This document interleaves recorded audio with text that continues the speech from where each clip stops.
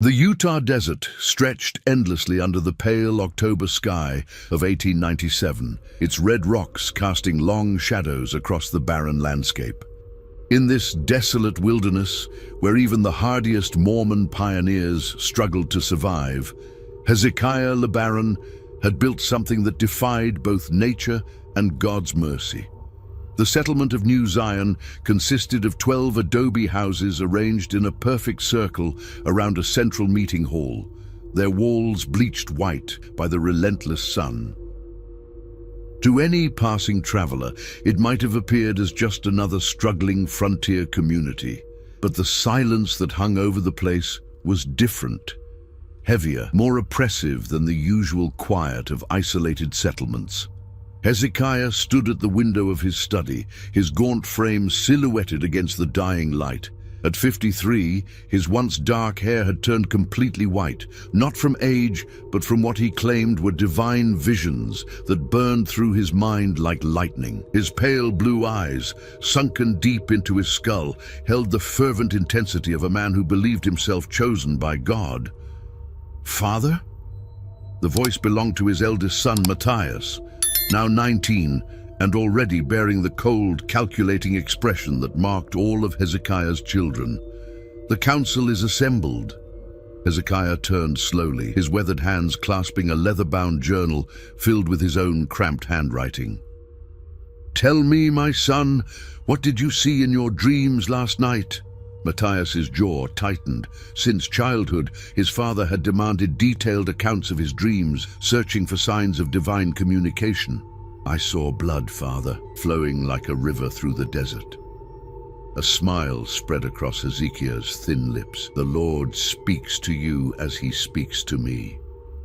Come, it is time to share his latest revelation with our people." The meeting hall was lit by oil lamps that cast dancing shadows on the walls. 23 adults sat in wooden chairs arranged in concentric circles, their faces bearing the hollow-eyed look of people who had seen too much and questioned too little. Among them were Hezekiah's 4 wives, Sarah, Rebecca, Ruth, and the newest, barely 18-year-old Miriam, and his 7 children old enough to attend council meetings. Hezekiah took his place at the center, opening his journal with reverent care. "Brothers and sisters, the Lord has spoken to me again. His voice came to me in the early hours of dawn, clear as thunder across these sacred mountains." The congregation leaned forward, their breathing shallow with anticipation and fear. They had heard these revelations before, and they knew what often followed. "The Lord is displeased," Hezekiah continued, his voice rising with each word. "There are those among us who harbor doubt, who question his divine will. There are those beyond our borders who spread lies about our sacred mission, who would see New Zion destroyed and our children corrupted by the world's wickedness." Sarah LeBaron, his first wife, shifted uncomfortably in her seat. At 41, she had borne Hezekiah 6 children and had watched her husband's interpretations of Scripture grow increasingly violent over the years. She remembered when he had been merely eccentric, when his claims of divine communication had seemed like harmless religious fervor. "The blood of the wicked must be spilled," Hezekiah declared, his eyes blazing with fanatic certainty. "Not in anger, not in hatred, but in love, divine love that seeks to cleanse the earth of impurity. The Lord has shown me the faces of those who must be offered as sacrifices for the greater good." Young Miriam, his newest wife, began to tremble. She had been married to Hezekiah only 3 months earlier, taken from her family in Salt Lake City under the pretense of a spiritual calling. The reality of her situation was becoming clearer with each passing day. "Who, Father?"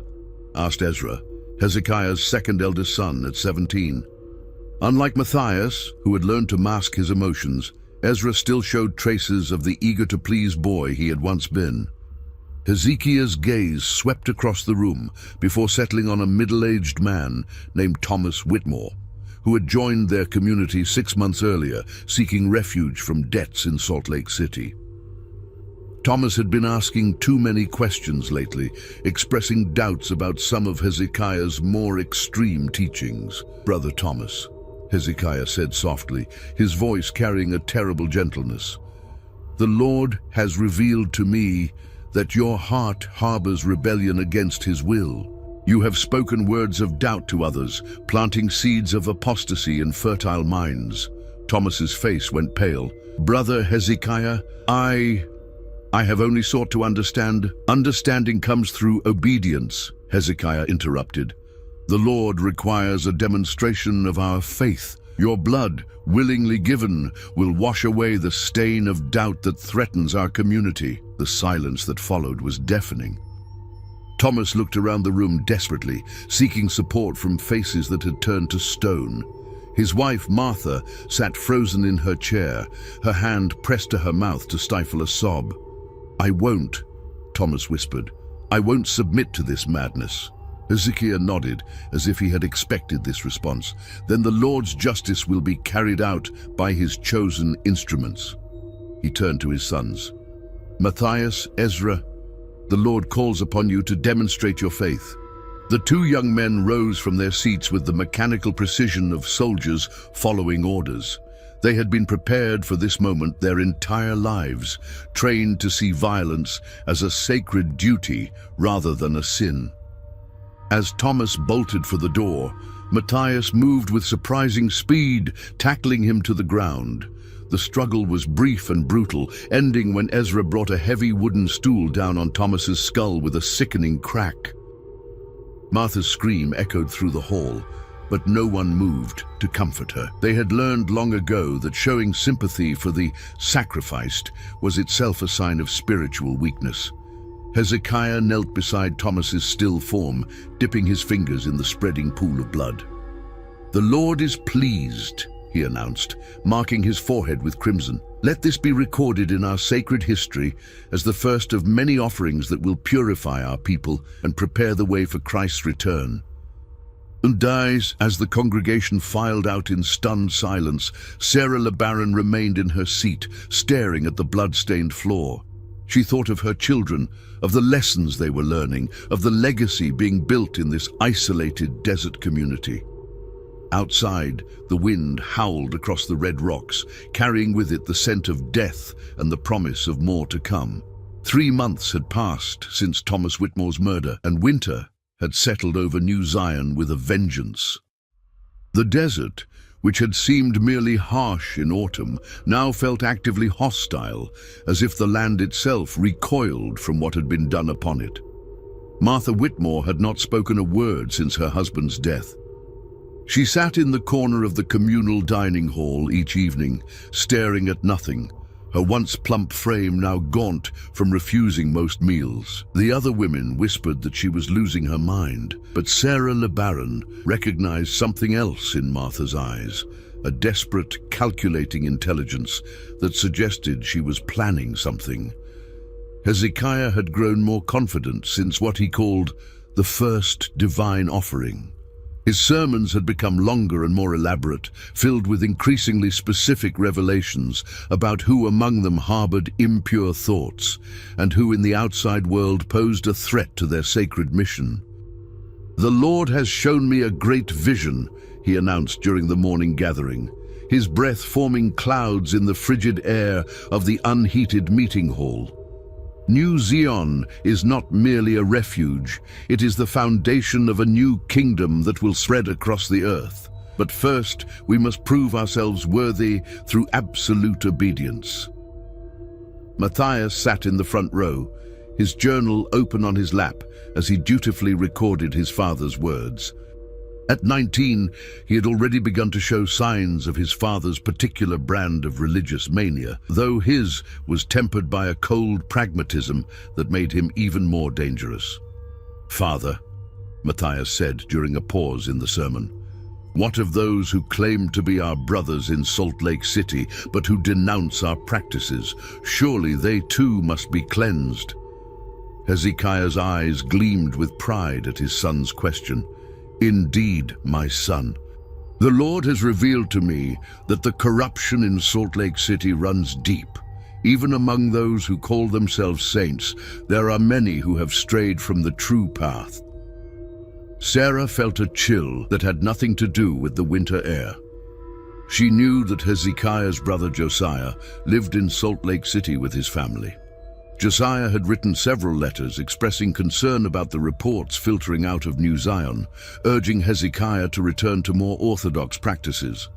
"The blood of apostates calls out for justice," Hezekiah continued, his voice rising to fill the hall. "And the Lord has chosen our family to be his instruments of righteousness. We are not merely followers. We are the new priesthood, the inheritors of a divine mandate that supersedes all earthly law."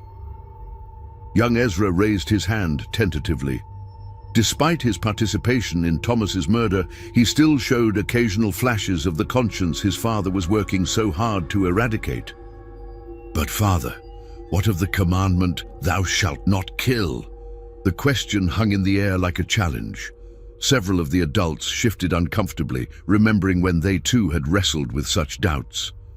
Hezekiah's expression softened into what might have been mistaken for paternal kindness. "My dear son, you speak of the old covenant, the law given to a people not yet ready for higher truths. But we have been called to live a higher law, one that recognizes that sometimes death is the greatest mercy we can offer to those trapped in spiritual darkness." He opened his journal to a page covered with dense, almost illegible writing.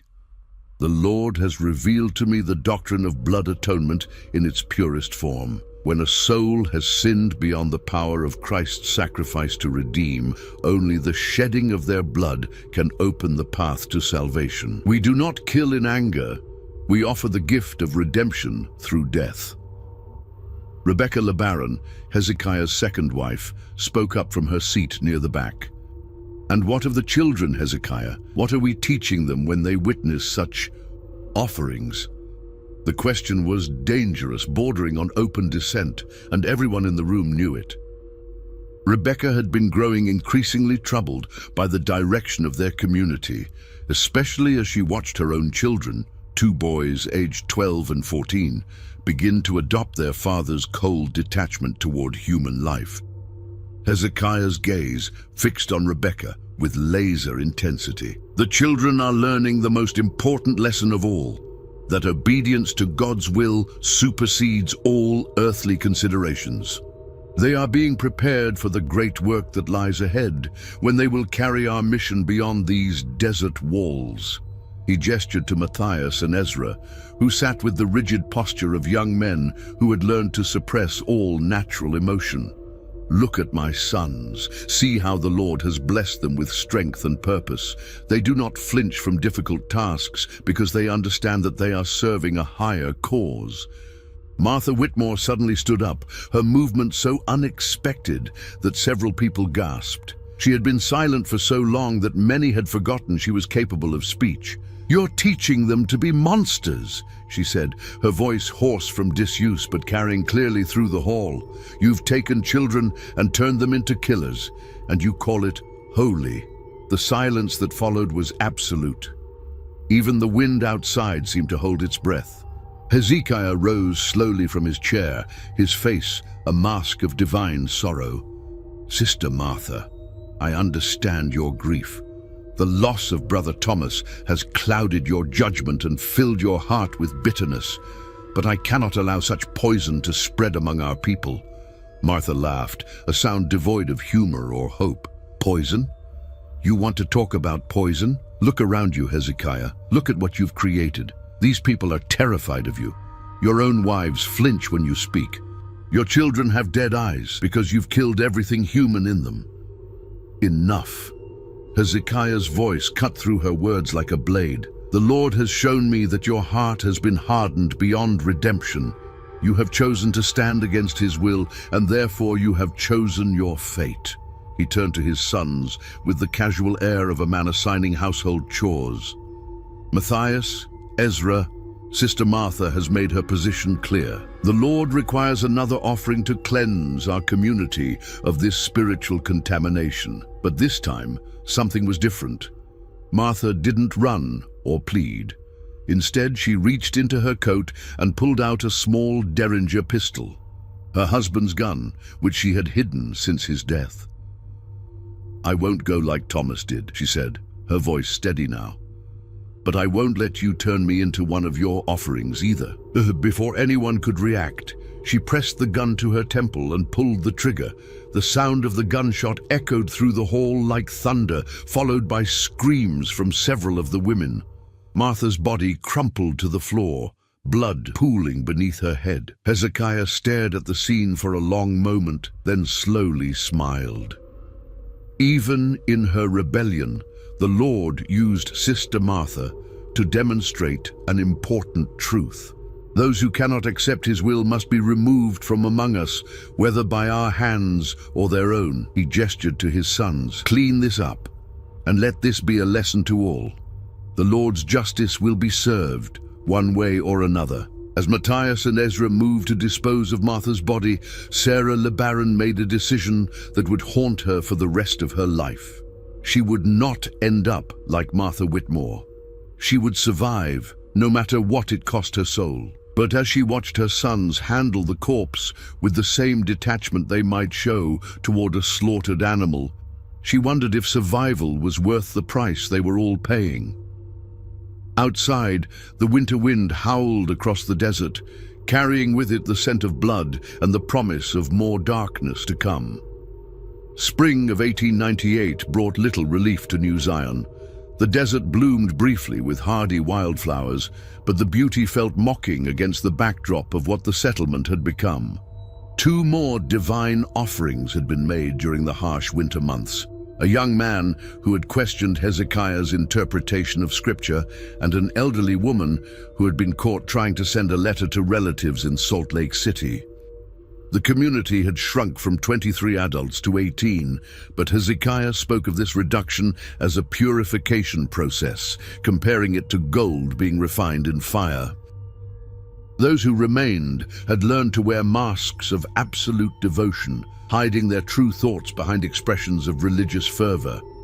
Matthias LeBaron, now 20, had begun to show signs of surpassing even his father in religious extremism. He had started keeping his own journal of revelations, claiming that God spoke to him directly about the need to expand their mission beyond the confines of New Zion. "Father," Matthias said during their weekly family council meeting, held in Hezekiah's private study, "I've been receiving visions about Uncle Josiah and his family in Salt Lake City." Hezekiah looked up from his own journal, where he had been recording what he claimed were divine instructions for the coming summer. "Tell me of these visions, my son. I see Uncle Josiah speaking against us to the church authorities. I see him writing letters to the territorial government, trying to bring law enforcement to our sacred ground." Matthias's voice carried the same fervent intensity that had once belonged exclusively to his father. "The Lord has shown me that he represents a threat that must be eliminated before he can act against us."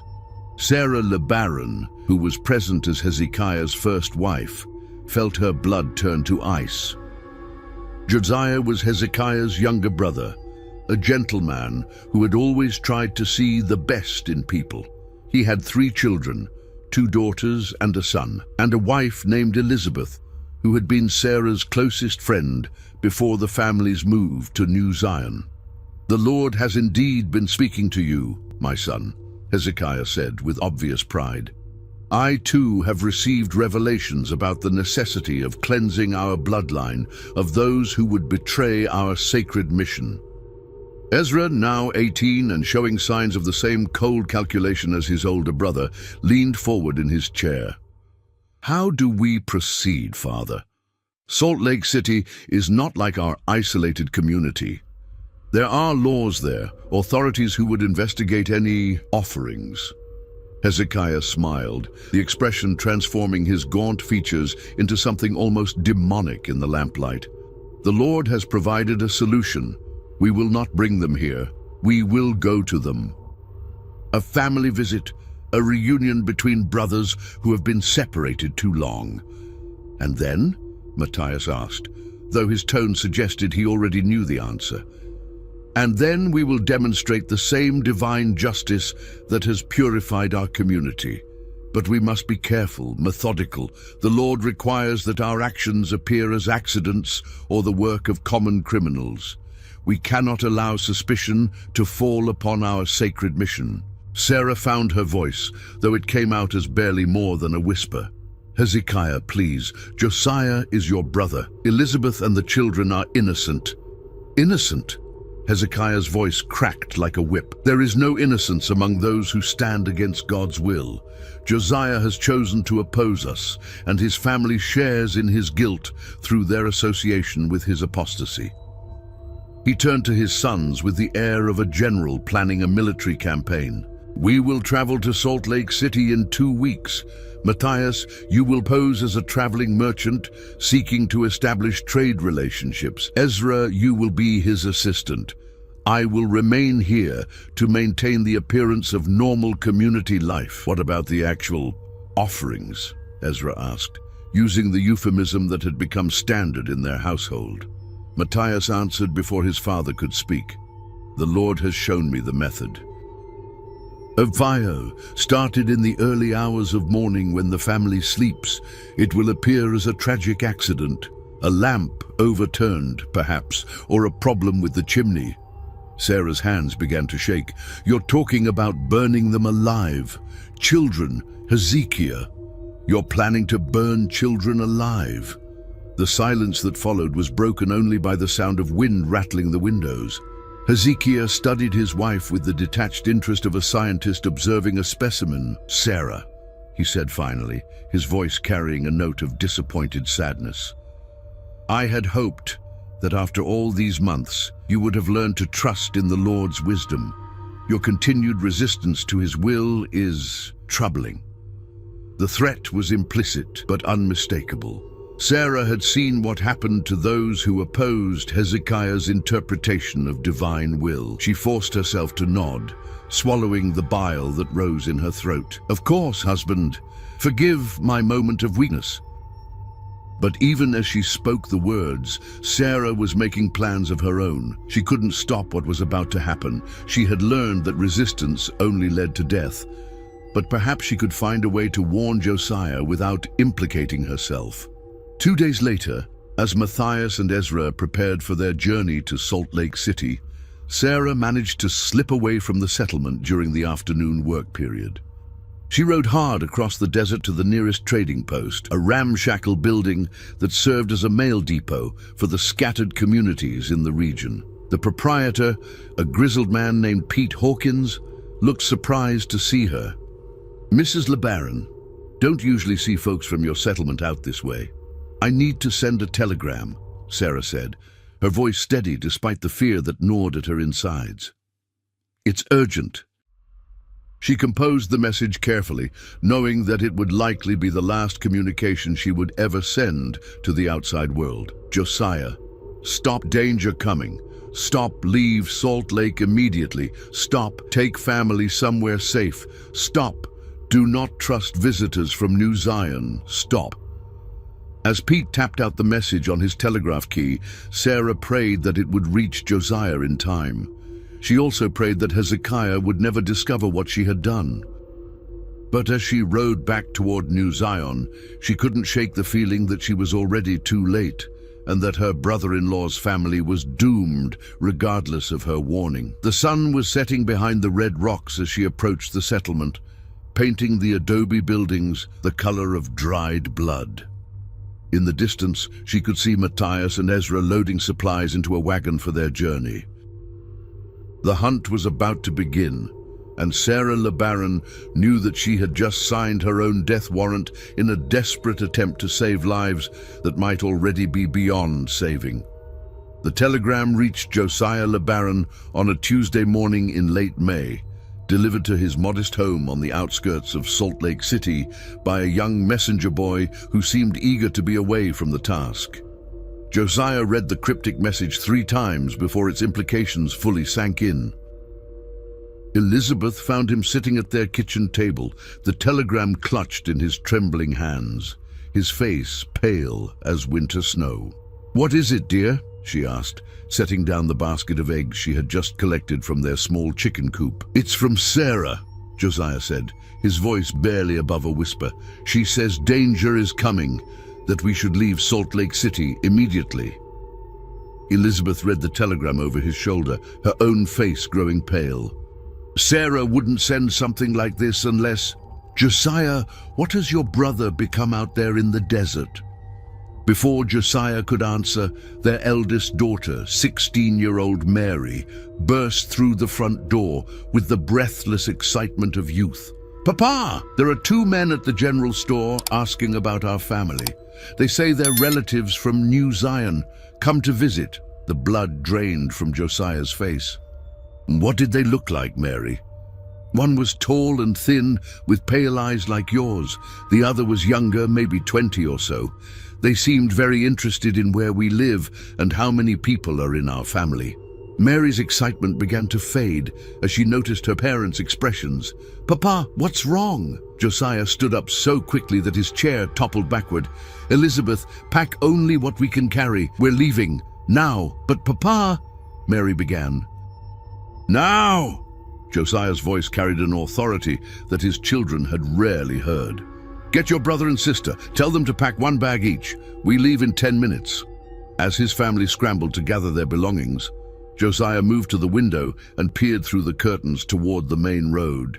In the distance, he could see 2 figures walking purposefully in the direction of his house. Even at this distance, he recognized the tall, angular frame of his nephew Matthias. "They're coming," he whispered to Elizabeth as she stuffed clothes into a traveling bag. "Sarah was right. God help us, she was right." The LeBaron family slipped out the back door of their home just as Matthias and Ezra reached the front gate. Josiah led his wife and 3 children through the vegetable garden and into the small grove of cottonwood trees that bordered their property, moving as quietly as possible through the underbrush. Behind them, they heard the sound of knocking on their front door, followed by Matthias's voice calling out in false cheerfulness, "Uncle Josiah, it's Matthias and Ezra, come to visit from New Zion." The knocking grew more insistent, then stopped altogether. Josiah knew that his nephews would soon discover the house was empty and begin searching the surrounding area. "Where are we going, Papa?" whispered his youngest, 8-year-old Samuel. "To the Hendersons' place," Josiah replied, referring to their neighbors who lived about a mile away. "They'll help us." But as they made their way through the trees, Josiah couldn't shake the feeling that they were being watched. The sensation proved correct when Ezra stepped out from behind a large cottonwood directly in their path, a hunting rifle cradled in his arms. "Uncle Josiah," Ezra said with a smile that didn't reach his eyes, "you shouldn't have tried to run. It makes this so much more difficult than it needs to be." Josiah stepped protectively in front of his family. "Ezra, whatever your father has told you, whatever he's made you believe, this isn't the way. These are innocent people, your own family." "Innocent?" Ezra's laugh was cold and humorless. "Uncle Josiah, you've been speaking against our sacred mission to the church authorities. You've been trying to bring the territorial government down on New Zion. The Lord has revealed your treachery to Father, and through him to us. I was worried about you," Josiah said desperately. "All of you. The reports coming out of your settlement, people disappearing, strange deaths. I was trying to help." Matthias emerged from the trees behind them, effectively trapping the family. "Help?" he said, his voice carrying the same fervent intensity that marked all of Hezekiah's children. "You were trying to destroy God's work. But the Lord is merciful. He's given us the opportunity to offer you redemption through blood atonement." Elizabeth clutched her children closer to her, her voice shaking with terror and rage. "You're talking about murdering us, your own family. How can you call that redemption?" "Because," Matthias said with the patient tone of someone explaining a simple concept to a child, "your deaths will serve a higher purpose. They will demonstrate to the world that no one can stand against God's chosen people and survive." Young Samuel began to cry, the sound echoing through the grove like the wail of a lost soul. The sound seemed to affect Ezra, who shifted uncomfortably and lowered his rifle slightly. "Matthias," Ezra said quietly, maybe they could come back to New Zion with us. Father could speak to them, help them understand." "No." Matthias's voice cut through his brother's suggestion like a blade. "The Lord's will is clear. They must die here, tonight, and their deaths must appear accidental. A family tragedy that will serve as a warning to others who might oppose us." Josiah saw his chance in Ezra's moment of hesitation. He lunged forward, grabbing for the younger man's rifle while shouting to his family, "Run! Get to the Hendersons!" The struggle was brief, but violent. Ezra, despite his religious conditioning, was still fundamentally a young man who had been raised with normal human emotions. He hesitated to use lethal force against his uncle, and that hesitation cost him. Josiah managed to wrest the rifle away and bring the stock down hard on Ezra's temple, dropping him to the ground. But before he could turn the weapon on Matthias, his older nephew was upon him with a hunting knife. The blade slid between Josiah's ribs with surgical precision, finding his heart with the skill of someone who had practiced such techniques. Josiah's eyes widened in shock and pain as he fell to his knees, blood frothing from his lips. "Papa!" Mary screamed, but Elizabeth was already pulling her children away, following Josiah's final command to run. Matthias watched his uncle die with the detached interest of a scientist observing an experiment. When Josiah's breathing finally stopped, he turned his attention to Ezra, who was sitting up and holding his bleeding head. "Get up," Matthias said coldly. "We have work to finish." But Elizabeth and the children had vanished into the darkness, and despite searching for hours, the brothers could not find them. As dawn approached, they were forced to abandon their hunt and return to New Zion, carrying with them the news that their mission had been only partially successful. When they reported to Hezekiah, his reaction was not what they expected. Instead of anger at their failure to eliminate the entire family, he smiled with satisfaction. "The Lord works in mysterious ways," he said. "Uncle Josiah's death will serve as a message to Elizabeth and the children, and to anyone else who might consider opposing us. They will live in fear, knowing that we can reach them anywhere, anytime." He turned to Matthias with obvious pride. "You have proven yourself worthy of the mantle of leadership, my son. The blood you have shed today is the first of many offerings you will make in service to our sacred mission." But in Salt Lake City, Elizabeth LeBaron was already speaking to the territorial authorities, telling them everything she knew about the settlement called New Zion and the man who called himself a prophet. The hunt was about to become a war, and the LeBaron family's reign of terror was about to face its first real challenge. The question was whether justice would come soon enough to save the innocents still trapped in Hezekiah's desert kingdom, or whether the dynasty of divine murder would continue to spread its poison across the American West. News of Josiah LeBaron's murder reached the territorial authorities in Salt Lake City within days of Elizabeth's testimony, but the wheels of frontier justice turned slowly in 1898.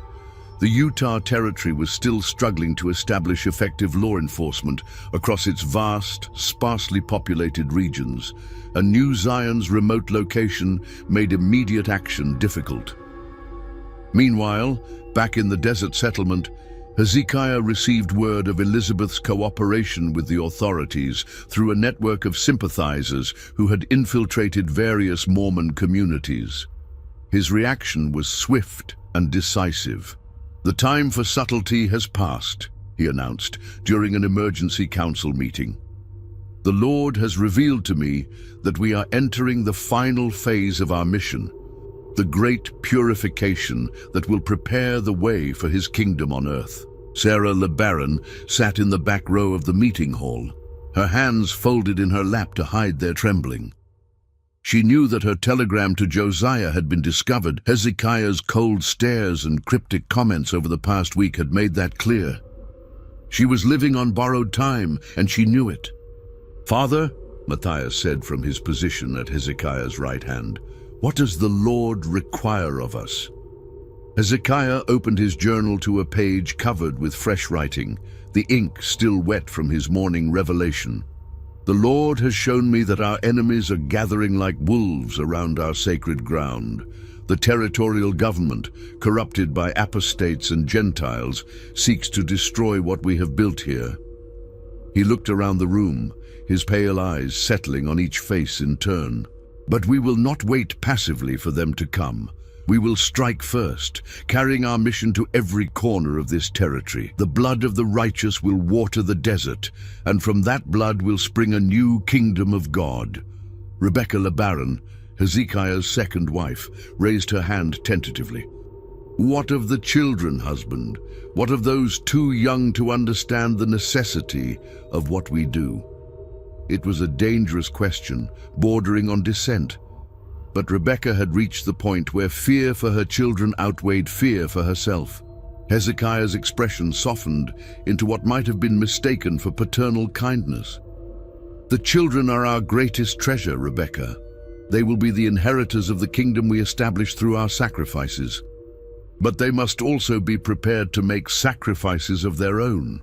He gestured to his youngest son, 12-year-old Caleb, who sat with the rigid posture that marked all of Hezekiah's children. Even the youngest among us must be ready to serve the Lord's will.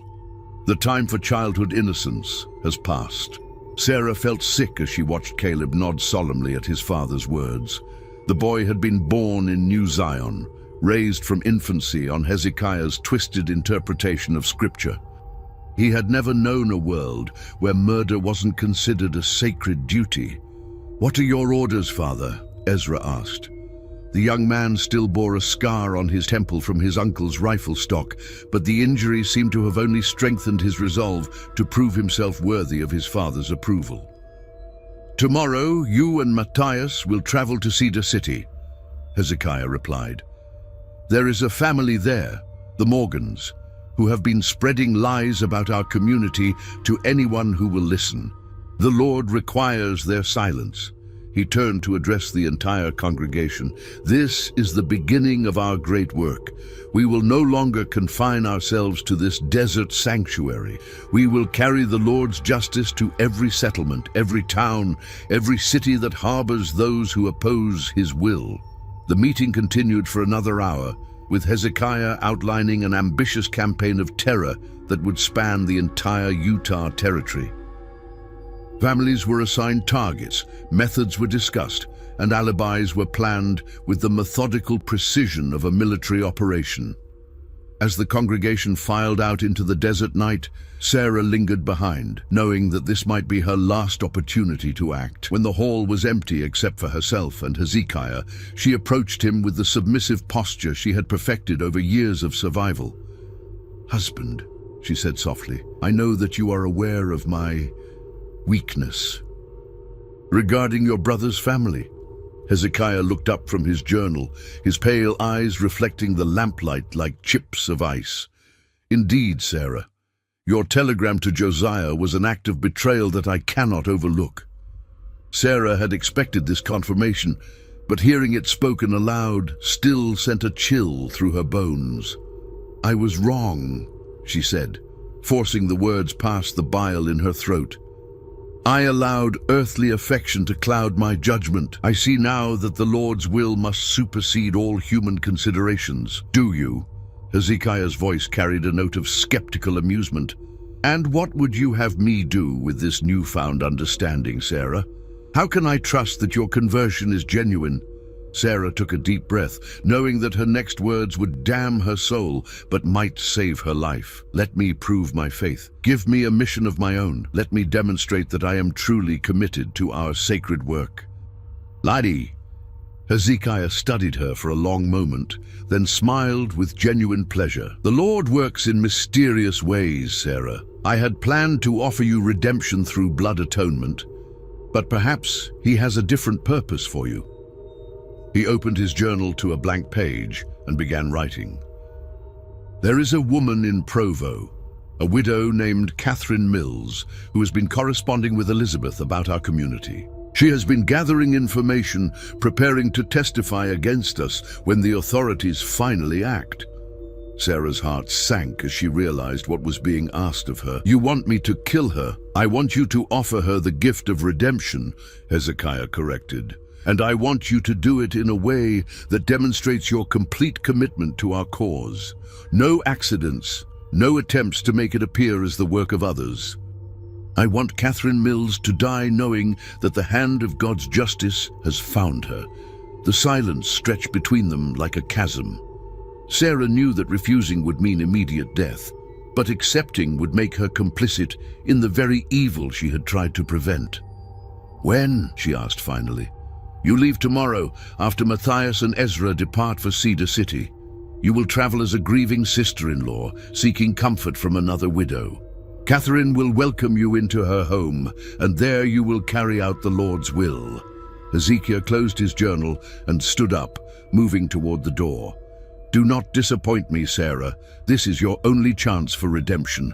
Fail in this task, and you will join the others who have been offered as sacrifices for the greater good. As he left the hall, Sarah remained alone with the weight of her impossible choice.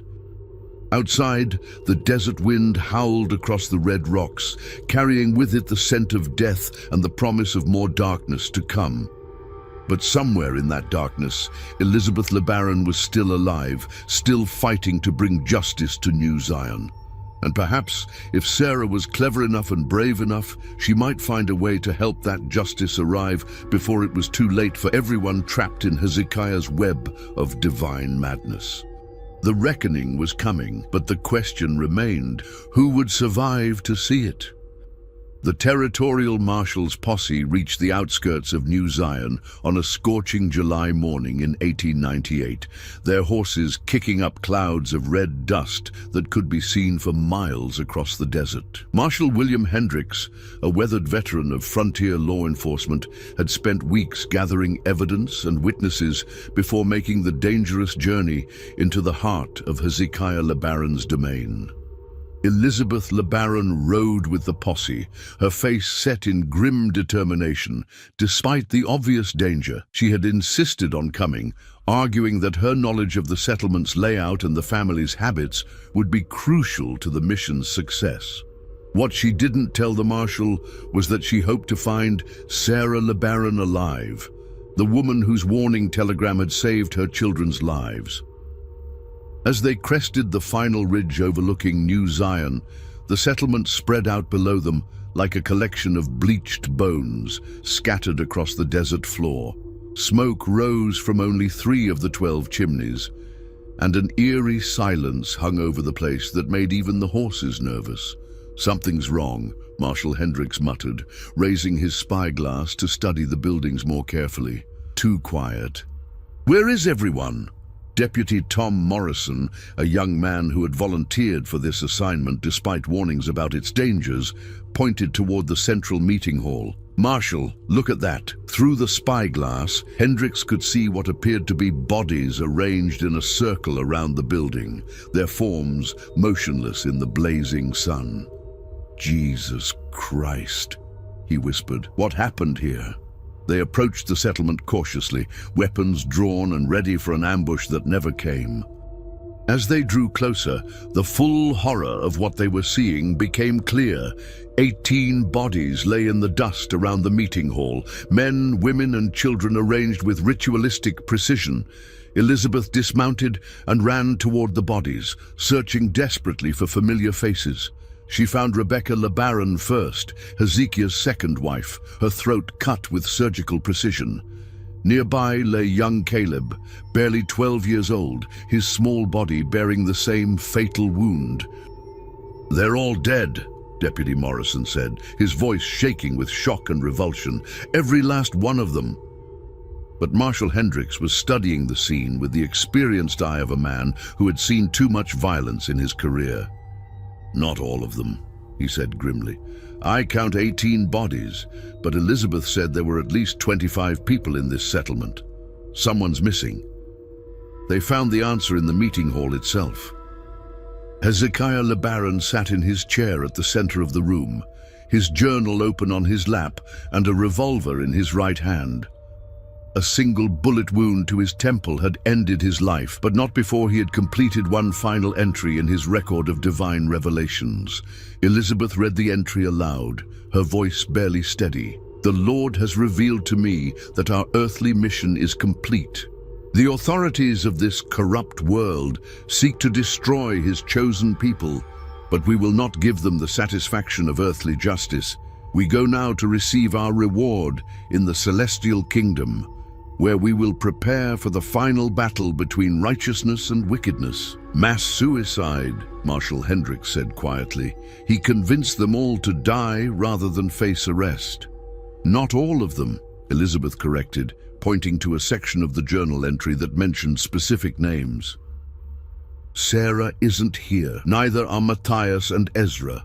According to this, they were sent on missions before this happened." The search of the settlement revealed the full extent of Hezekiah's final madness. In addition to the journal entries documenting years of murder and religious extremism, they found detailed plans for a campaign of terror that would have spread across the entire American West.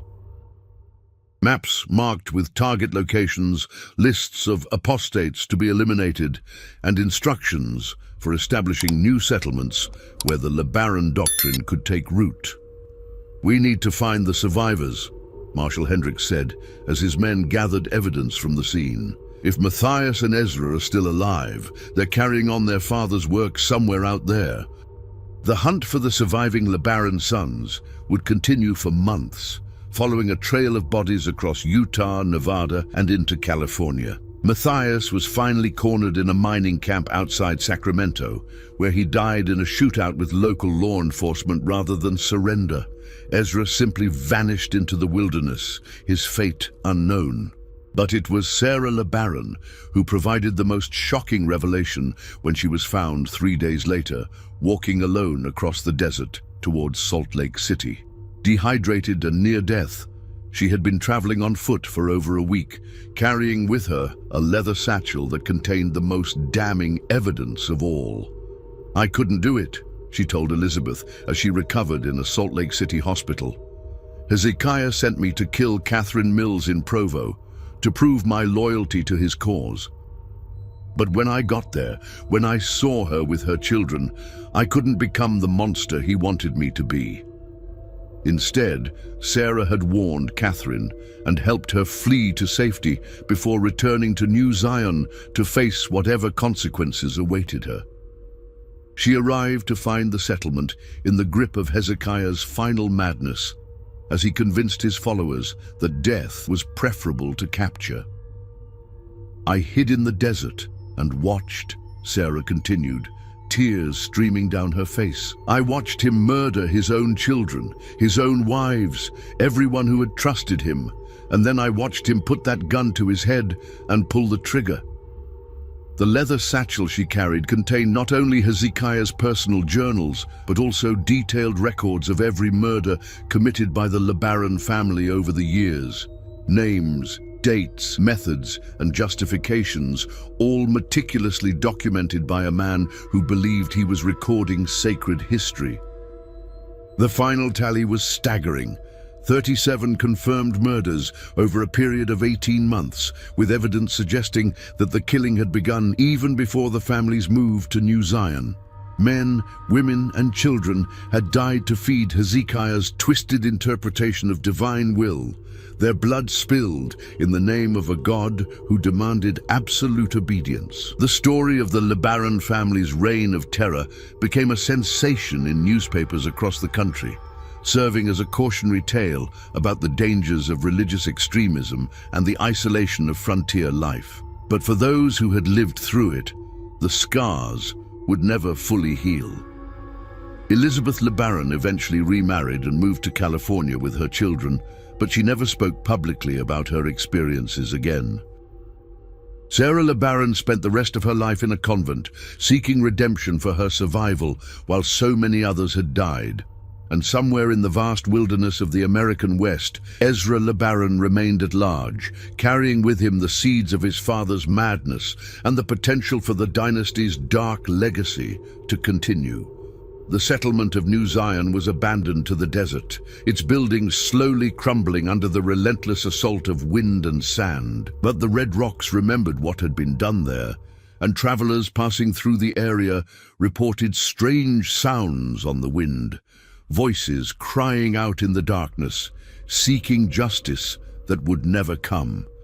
The most horrific lineage of the LeBaron family had ended in blood and madness, but its legacy would haunt the American frontier for generations to come. A reminder that even in the land of the free, monsters could flourish when good people remained silent and evil was allowed to hide behind the mask of religious devotion. In the end, Hezekiah LeBaron's dynasty had lasted less than 2 years, but in that brief time, it had demonstrated the terrible truth that the greatest horrors are often committed by those who believe themselves to be doing God's work.